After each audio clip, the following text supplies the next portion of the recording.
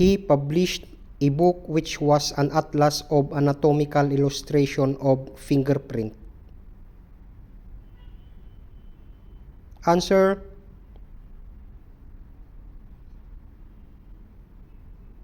G.C.A. Mayer.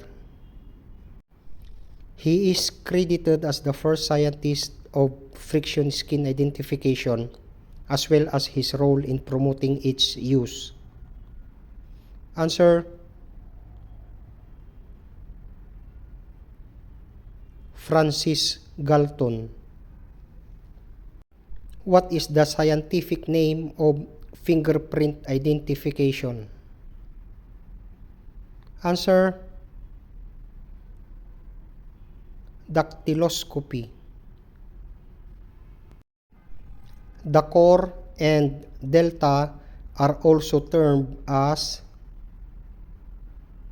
Answer: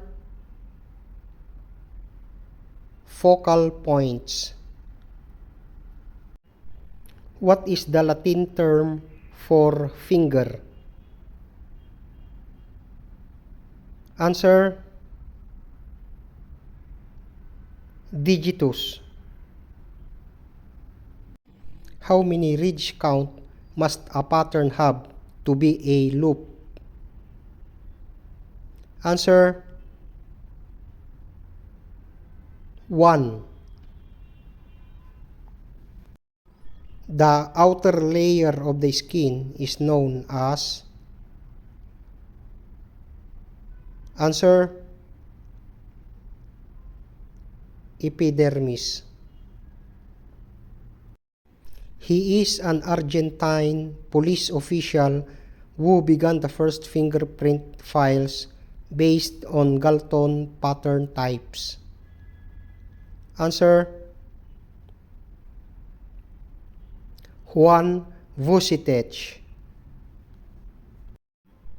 What pattern type has ridges that enter on one side of the pattern and flow towards the other side with a rise in the center?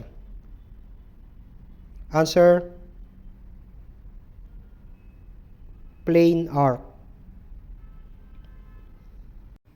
The introduction of the coloring pigment in the human skin as a form of identification is known as. Answer: tattoo. The configuration and details of individual ridges remain constant and unchanging.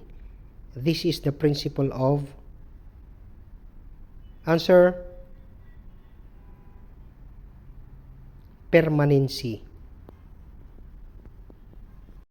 He published an article entitled "On the Skin Furrows of the Hand." In this article, he points out his observation that chance prints left at the scene of the crime would provide for positive identification of offenders when apprehended.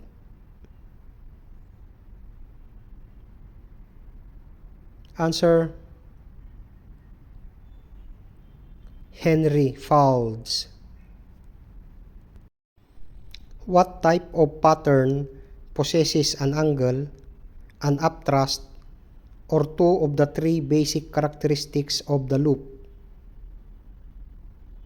Answer: tented arch. He discovered the outer and inner layer of the skin. Answer: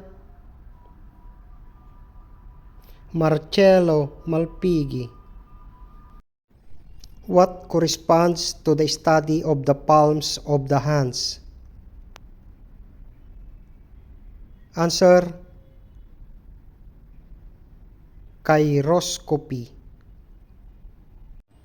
What are the canals of depression found between the ridges called? Answer: furrows. What is the act of counting the ridges which intervene between the core and delta of a loop? Answer, ridge counting.